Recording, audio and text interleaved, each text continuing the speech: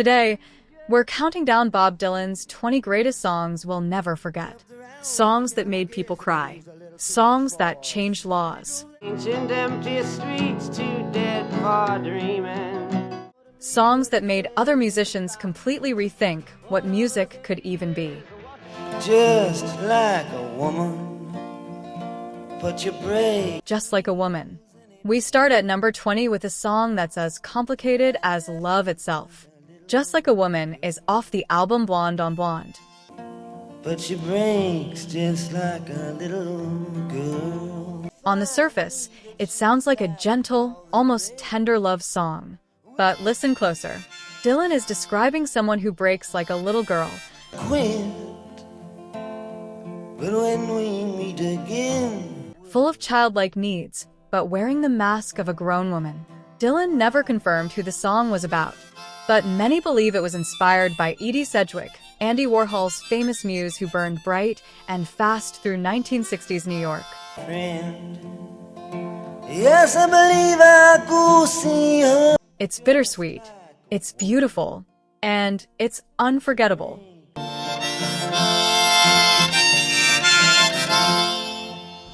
make you feel my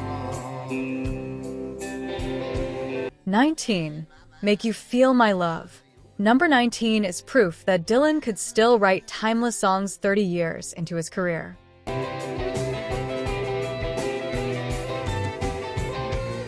Make You Feel My Love came out in 1997 on the album Time Out of Mind. The lyrics are simple. The melody is gentle.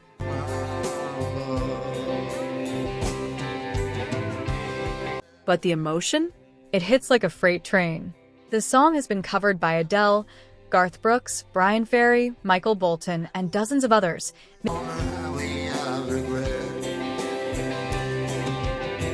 making it one of the most covered Dylan songs ever written. When Adele released her version in 2008, a whole new generation fell in love with it, without even knowing Dylan wrote it. That's the magic of the song. It belongs to everyone. Go to the ends of the earth for you. It's not dark yet, but 18. Not Dark Yet. Staying on Time Out of Mind. Number 18 is the haunting, deeply personal Not Dark Yet.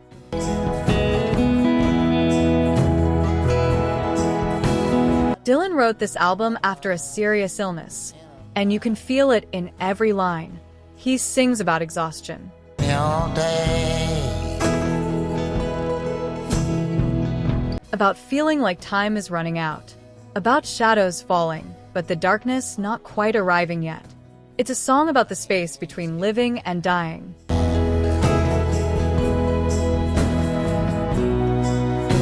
And Dylan sits right there in the middle of it, tired but still breathing, still fighting. Music critics consider it one of his greatest late career achievements. Some say it's the most honest thing he ever sang. It's not dark yet. Through the air and came down to the room, doomed and determined. 17. The Lonesome Death of Hattie Carroll. Now we go back to 1964, and things get serious. The Lonesome Death of Hattie Carroll is one of Dylan's most powerful protest songs. And you who philosophize this. It tells the true story of Hattie Carroll, a black hotel worker in Baltimore who was struck with a cane by a wealthy tobacco farmer named William Zanzinger at a party in 1963. William Zanzinger, who after 24 years. She died hours later. Zanzinger received a shockingly light sentence, just 6 months in jail. Dylan was furious, and he turned that fury into music. And you who philosophize disgrace.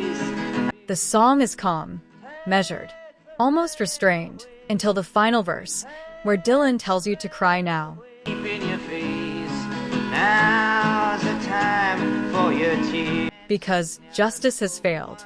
It still gives people chills today.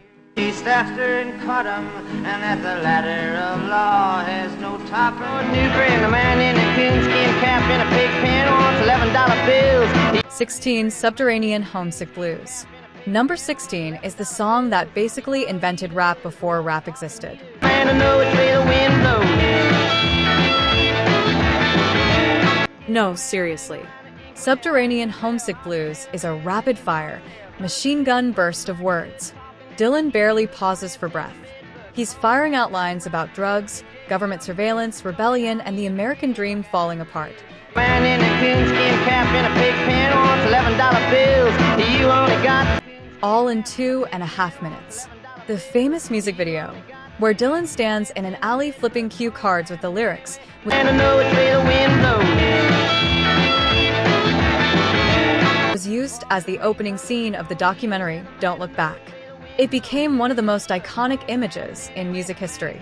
Cheaters, 6-time users, hanging around the theaters, girl by the whirlpool. And that image? It directly inspired MTV's entire visual language decades later.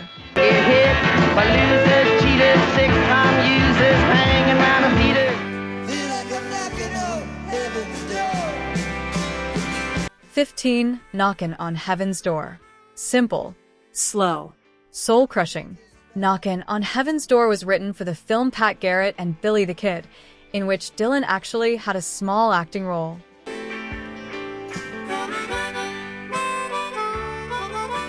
The song plays as a sheriff lies dying on the ground after a shootout. He asks his wife to take away his badge and his guns. He doesn't need them anymore. Just a few chords.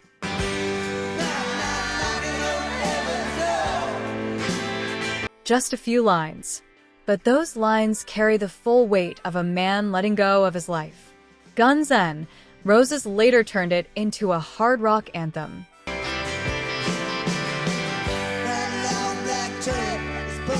Eric Clapton gave it a reggae feel, but Dylan's original remains the most devastating version of all.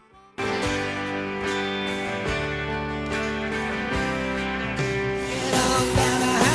61. 14. Highway 61.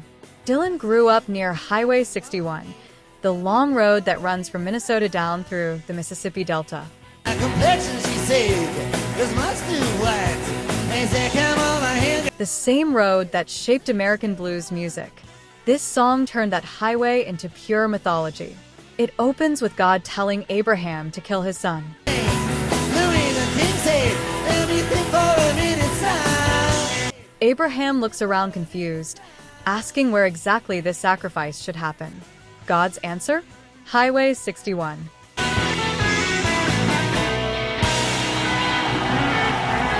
From there it spirals into satire, absurdity, and American dark comedy.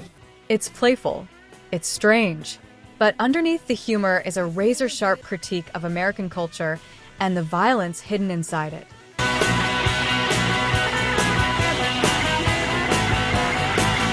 Sad-eyed lady of the low. 13. Sad-Eyed Lady of the Lowlands. This song is 11 minutes long. 11 minutes. And Dylan wrote it in one sitting at the Chelsea Hotel in New York.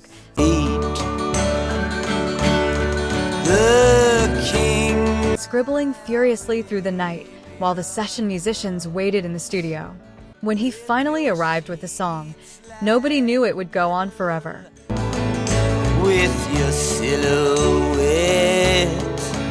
They just kept playing, following Dylan's lead, verse after verse, until the song decided it was done. It's believed to be about his then-wife Sarah Dillon, a love letter so long and so layered that it fills an entire side of the Blonde on Blonde double album. Where the sad-eyed Nobody has ever written a love song quite like this one. man comes.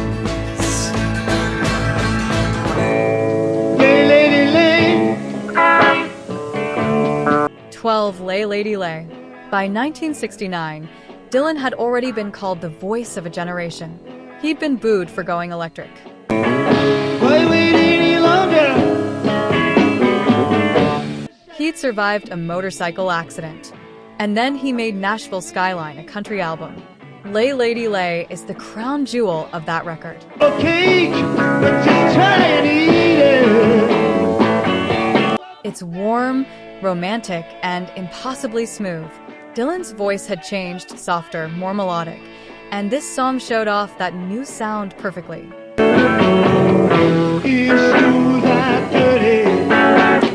It was originally written for the film Midnight Cowboy, but Dylan submitted it too late. Their loss.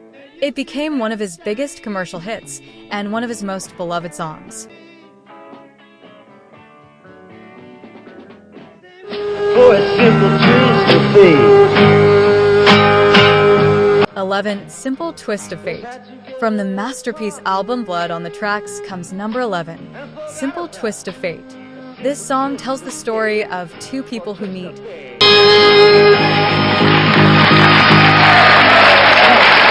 share one night together, and then lose each other forever. What's remarkable is how Dylan shifts between telling the story in third person about him, and then suddenly switches to first person, as if he forgets he's supposed to be hiding. It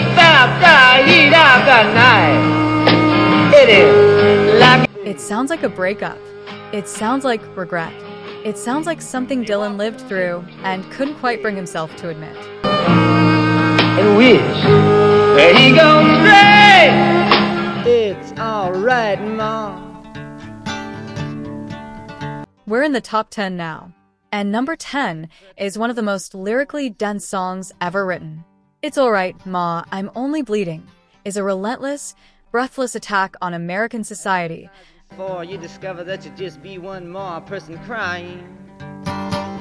Advertising, conformity, blind patriotism, and the slow death of the individual soul. One line in particular has been quoted by presidents, philosophers, and poets for 6 decades. The President of the United States sometimes must have to stand naked. He not busy being born is busy dying. When Dylan performs the song live, audiences erupt at that line every single time. It's not just a lyric. I'm only sighing. It's a philosophy, a warning, a challenge. I can make it. My love, here comes the story of the hurricane. 9. Hurricane. This is the song that changed a man's life. Hurricane tells the true story of Reuben "Hurricane" Carter, a world-class boxer who was wrongfully convicted of murder in 1966 and sentenced to 3 life terms in prison. You don't want to have to go back to jail, be a nice fellow. Dylan visited Carter in Rahway State Prison and was outraged by what he found. He came out and wrote an 8-minute fury of a song, naming names, laying out the injustice, and demanding that the world pay attention. Another man named Bello moving around mysteriously. I didn't do what he says. The song created a national movement. Celebrities rallied. Legal teams were assembled. And after years of appeals, Reuben Carter was finally released from prison. Music literally set a man free. 4 months later, the ghetto's on flames. 8. All Along the Watchtower. Short, mysterious, apocalyptic. All Along the Watchtower is only 3 verses long. A joker and a thief talking in some undefined moment of crisis.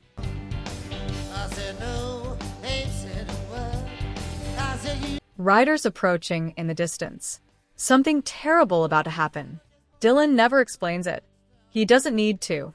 When Jimi Hendrix heard this song, he reportedly learned it overnight and recorded his version within weeks.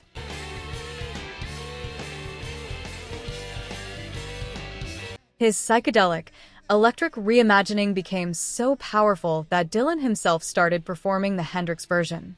Dylan once said of Jimi, "He played my songs the way I would have done them if I was him."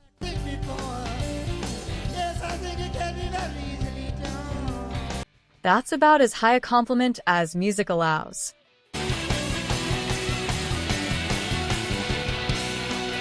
Sweeping up on Desolation Row. 7. Desolation Row. No electric guitars. Just Dylan, an acoustic guitar, and a parade of the damned. Desolation Row is a surreal, carnival-like portrait of a world in collapse. and the only sound that's left. Cinderella, Einstein, Casanova, The Phantom of the Opera, and T.S. Eliot all make appearances. Somewhere in the background, the Titanic is sailing. The carnival tonight on Desolation Row. The beauty parlor is full of sailors. Nobody is quite what they seem. It draws its name partly from Jack Kerouac's novel Desolation Angels. You'd better leave. And the only sound. And partly from a very real stretch of New York City that was, according to musician Al Cooper, an area completely beyond renovation or redemption. All her things inside, except for Cain and Abel. It is the longest, strangest, most ambitious song Dylan ever wrote. And somehow it works completely. Notre Dame. Everyone is. And these visions of Johanna. 6. Visions of Johanna. In 1999, Britain's poet laureate Andrew Motion was asked to name the greatest lyric ever written in the English language. Past the dawn. He chose a line from Visions of Johanna. The song is a late-night dream state. Dylan can't sleep. He's haunted by a woman named Johanna, who isn't there.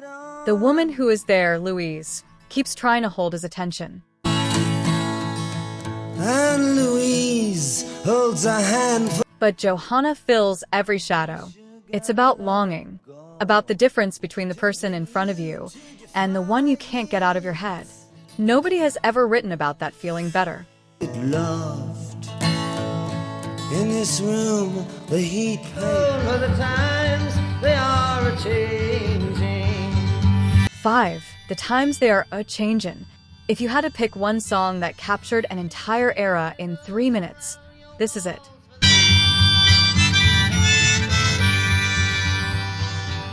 Dylan wrote The Times They Are A-Changin' in 1963, as the civil rights movement was building, as Vietnam was escalating, as the old world was cracking apart.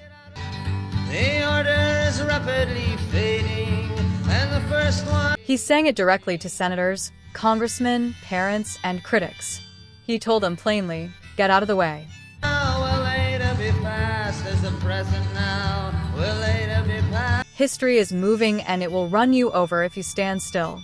It became the anthem of a generation. It was played at protests, marches, funerals, and inaugurations. 50 years later, it still gets used every time the world starts to shift again. Because it always applies. Some mothers and fathers throughout the land, and don't criticize. Hey, Mr. Tambourine Man, play a song for me. 4. Mr. Tambourine Man. Close your eyes and picture this. A young Bob Dylan, alone on stage with just a guitar and a harmonica, singing about following a mysterious figure into the dancing night. Hey, Mr. Tambourine Man. Mr. Tambourine Man is a song about artistic freedom, about escaping the demands of the world, and just creating, just following the music wherever it wants to go.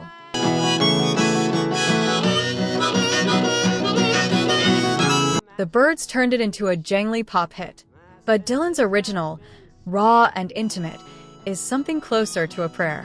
Strange fact, a song named Mr. Tambourine Man contains absolutely no tambourine. And it doesn't need one. Me, I am branded on my feet. I have no one through, tangled up in blue. 3. Tangled Up in Blue. Number 3 is widely considered the greatest opening track to any Dylan album. Tangled Up in Blue tells the story of a relationship, or maybe several relationships. Did out west, splitting up on a docks that night, both agree on it was. Across years and cities and reinventions of self. But Dylan plays with time in the strangest way. Past and present blur together. And later on, when the crowd thinned out, I was just about to do the same. She was standing. The narrator is him, then someone else, then him again. He reportedly rewrote this song over 15 times across 15 years, changing pronouns, changing cities, changing the meaning slightly each time. In the cafes at night and revolution in the air. Well, he started in the deal. It's about love. It's about memory. It's about how the story of your life never quite makes sense until you try to sing it out loud. Out for the East Coast, Lord knows he paid some dues getting through. And so my friend is a blowing in the wind. 2. Blowin' in the Wind. Before Dylan was a rock icon, he was a young man sitting in a café in Greenwich Village, writing questions he couldn't answer. Too many people have died. How many roads must a man walk down before they call him a man? How many deaths will it take till we know that too many people have died? Blowin' in the Wind doesn't give you answers. Many times must a man turn his head and It gives you questions so simple and so profound that you spend the rest of your life trying to answer them yourself. It became the anthem of the civil rights movement. how many times must a man? It was sung at marches alongside Martin Luther King Jr. It was played at protests on every continent. And it was written by a 21-year-old kid in about 10 minutes. People have died. And so my friend, like a rolling stone. One like a rolling stone. Here we are. Number 1.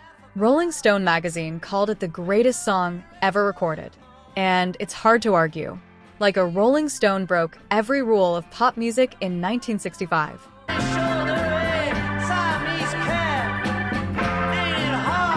It was over 6 minutes long. Radio stations said nobody would play it. It had no real chorus. The verses were dense, poetic, almost confrontational.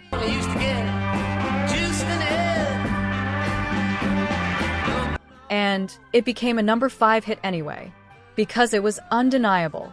The song is aimed at someone who had everything: wealth, beauty, social status, and then lost it all.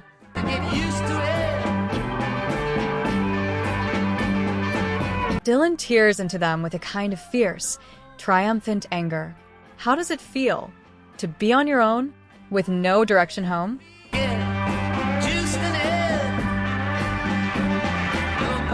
Musician Al Cooper, who played organ on the track, said that watching Dylan record it was like watching paint splash the canvas.